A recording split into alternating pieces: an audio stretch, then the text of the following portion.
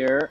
What's up, guys? It's Noah Slice. I wanted to help some people out with dealing with Kunimitsu and some of her key strings, or I would say not necessarily key strings, one key string and then one setup that as a Kunimitsu player I love doing because everyone falls for it. So, what are these two strings? Well, before we actually get into that, let me actually tell you some things about Kunimitsu from what I've experienced. Of course, there are people who play Kunimitsu much longer than me. I've only been playing Kunimitsu since she came out in Tekken 7, which was Season 4, so that's not long at all. But there are two key things that I've noticed with Kunimitsu that almost everyone falls for, and this is simply just because of lack of knowledge, right? Some people just don't have the DLC to go ahead and lab with her. Other people just simply don't know. So, one key thing that I've noticed that people don't realize is dealing with her 4-2 string. So her 4-2 string is a natural 12 frame Punisher. Leaves you in a dangerous position because now she's back turn. So it also leaves you, or the Kunimitsu player, at a healthy +6. So what does that mean? On back turn, I have all of my back turn options available to me, and you are minus, meaning that I have the advantage. I can use my back turn strings any way I want. So what are her options, right? She has her down 4, which is I want to say a two hit natural combo. She also has her down 3. This is a standard down 3, right? She also has her forward 1+2, which is a launcher. And then she has her standing 1+2, which is a safer option to do, right? But of course, obviously, you don't get the reward if you do the launcher. And then of course, she has a couple highs as well. She has her standing 4 from back turn. She has her 2-4. Alright, I want to say 2-4, right? Or no, it's a 2-3. Yeah, it's 2-3, excuse me. She also has a 2-3 as well, but you know, that's a high, so if you see the arm come out flat just like that, just duck. She doesn't really have anything else out of that. She also has her down 2 as well, which on counter hits, oops, nope, knockdown. And those are, I would say, the most, I want to say the most used, I would say, options out of her back turn stance, right? Now, again, you're I'm +6 when I get that hit. So you have to eat the mix up. Now, what a lot of people do, especially with Kunimitsu players, is no matter if it's on hit or not, if you block it, they would abuse the options because they think that because of the fact that they're back turn, right? Oh, I could do this because this will actually evade highs, right? This would evade highs and maybe some mids. But again, if you are -6 in this case, it's not going to happen regardless. So, how do you deal with this option, right? Her back turn option. Like I said, when you are -6, you kind of have to take the mix up. You can practice some side steps. Let's actually practice with me right now because I just realized that I don't even know them. So we're going to do repeat action. And I have all the options set up here already. So we have one right here. We have the 1+2 option. Come on, do the other one. We have the down 3 option. We have the forward 1+2 option, which is -12. And we have the down 3 option, and then we also have the down 2 option as well. So let's go ahead and do the down 2 option 2. So, sidestepping. Let's try sidestepping. So sidestepping will negate the forward 1+2 option, and so the down 3. But again, this is on block. See what happens when we're on hit. Oops. Come on. I can't. That is going to catch sidesteps, not her standing 2. Or standing 1+2, excuse me. Why can I not sidewalk?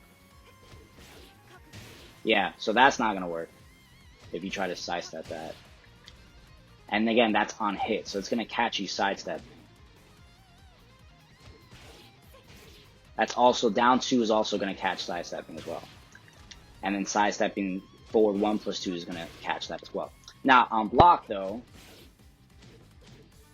as you saw, that's gonna negate a lot of that. So, how do you safely, right? If you want to feel like maybe, I don't know, I'm kind of scared of that standing 1+2 option, right? So what you can do to negate, I would say 95% of all her options is a standard down forward 1. 13 frames, the most standard down forward 1.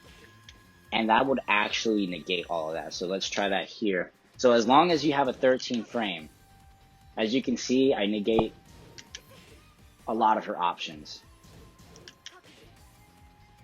Now, if you have a down forward 1 that actually is able to be hit confirmable, you can actually keep going with it. So just like that, I get 44 damage because I'm plus. I want to say I'm +3. Yeah.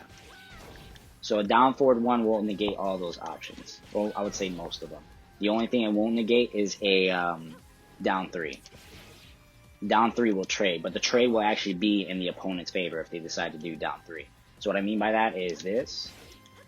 That's going to trade. So let's go ahead and actually show you. No. No.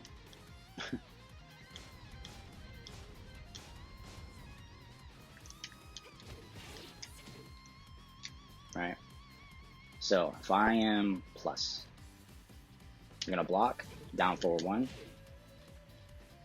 I still kind of have to eat the down 3, and down 3 actually does more damage than my down forward 1. But other than that, a down forward 1 will stop all of her options. So that's a good way to kind of deal with that string, because now you're gonna have to force the Kunimitsu player to make sure that she actually uses that as a punish to still get those plus frames, instead of just randomly just throwing that out there and then getting the mix up there. So when you are +3, when you block the move, just do a down forward 1, and that kind of unmotivates the player to keep using that string. There's another setup I want to talk about too real quick regarding her full crouch 3. Of course, full crouch 3 and when blocked, launch punishable, but I said launch punishable. But of course, when it's hit, full knockdown, and you get a guaranteed forward 4-2. Now, a lot of people like to tech roll when they get hit by that string. So if you tech roll, whether it's left or right, and they push you into forward 3, excuse me. As you can see here, we'll get that forward 4-2 if I can actually hit it. As a Kunimitsu player, you do have to do it quick. I have access to my back turn, so if you see that, the same options I have from my 4-2 string, I have when I push in with 4-3. And I swear to you, I don't know how many times everyone falls for this. So, how do you deal with that if you know a Kunimitsu player is actually using that against you? So one, obviously the first one is block the full crouch 3, right? But obviously that's easier said than done, because she can also just launch you as well. And then she can do safer options as well. From crouch, of course. That doesn't work. What you do is don't tech roll after you get hit by forward 4-2. So if you do just a regular wake up backwards, doesn't really do anything, right? Now you're kind of left in a neutral situation. So instead, though, you can still get hit, but it's not likely that, you know, you're not eating a bigger mix up when you tech roll. So you're probably eating at what most? Forward 4-3, forward 3-3, that low option. Now, obviously, though, don't try to go and do a wake up kick.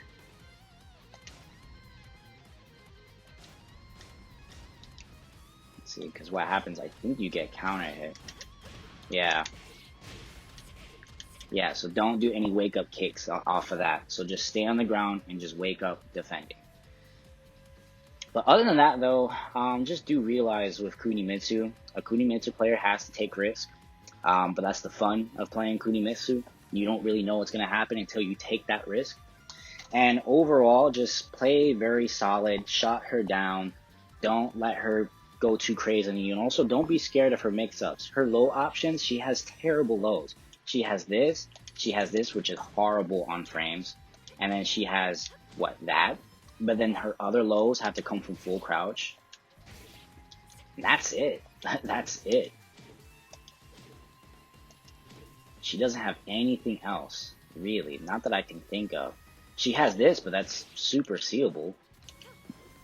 And yes, she could cancel it, but still, you know, it's still very seeable. And then she has this as well, that goes from a mid-low. And that is actually launch punishable when you block the low, so a lot of Kunimitsu players aren't going to really use this move. The only time they might use it is they're going to test you. So they'll do the down forward 3 option. Remember, she does like this ballerina spin with a kick. And if they see you ducking, then they know like, oh, okay, I got to be careful with how I use this then. But if they don't see you ducking, they're gonna use it. But then you could be canceled as well. So you can do that as well.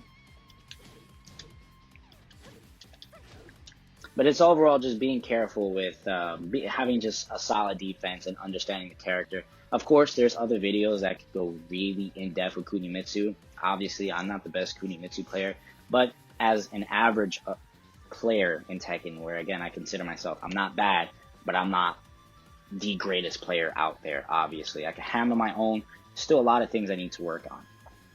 But I'm just doing this from a perspective where everyone else, because the majority of us are average players, right? So yeah, overall, if you guys found this helpful, definitely let me know. If you want a more cohesive video, going in depth, actually taking the notes and putting up the strings and everything like that, please let me know. It would actually help me out a lot more too, because then I really have to lab the character. But this is me playing Kunimitsu for quite some time now, since Season 4 first came out, and just being overall comfortable with the character, being able to take her to rank, and actually using her with confidence. But other than that, guys, I'll see y'all later.